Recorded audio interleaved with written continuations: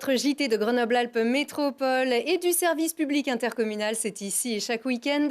En moins de 6 minutes, direction la matière grise artistique qu'on avait voulu réduire en cendres. En novembre 2017, la casemate de Grenoble était volontairement incendiée pour avoir, selon la revendication publiée sur un site anarcho-libertaire, accéléré l'acceptation et l'usage social des technologies de notre triste époque. Fin de citation.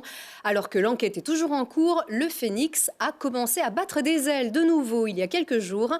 Le plus ancien centre de culture scientifique et technique de France fête ses 40 ans cette année. C'est un moment qu'on attendait depuis longtemps, depuis 2 ans environ.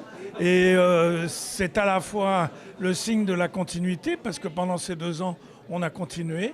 Un petit peu restreint sur le premier étage qui était entièrement détruit, mais par contre on a maintenu une activité, on a développé notamment à l'extérieur avec des camions mobiles qui transportent du matériel et qui vont dans les communes pour apporter la culture scientifique et technique. Donc ça, c'est cette continuité, mais en même temps, nous profitons, c'est le signe d'un nouveau départ, et nous profitons de cet événement qui en soi est triste de l'incendie pour développer de nouvelles perspectives, rénover complètement ce premier étage. Et donc nous sommes repartis, nous existons depuis 40 ans, nous sommes repartis pour au moins 40 ans.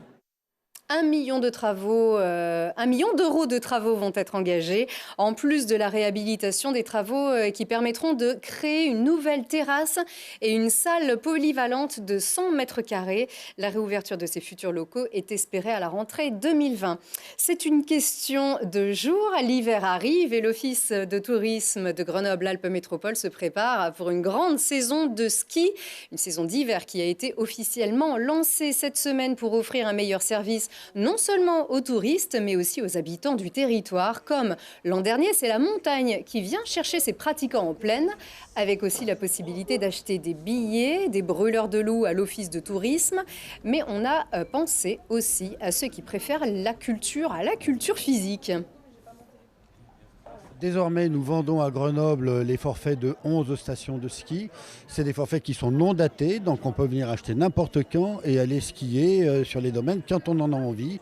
Donc voilà, c'est une façon pour les Grenoblois et les touristes de se simplifier le ski.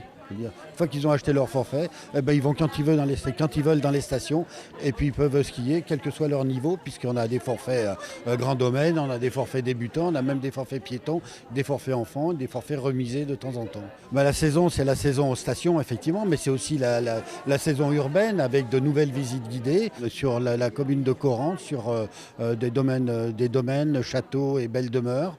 On a, deux nouvelles visites guidées sur le street art, notamment qui sont conçues entre midi et 2 pour faciliter la vie des gens qui travaillent. On a de nouvelles visites qui se conçoivent sur la Tour Perret, dont vous savez qu'il y a un chantier qui va démarrer pour sa rénovation. Voilà. Et puis globalement, des visites qui sont quelquefois pas des nouveautés, mais de nouvelles conceptions de visites. Et vous avez aussi retenu des billets pour aller assister au match des Brûleurs de loups à la patinoire Pôle Sud.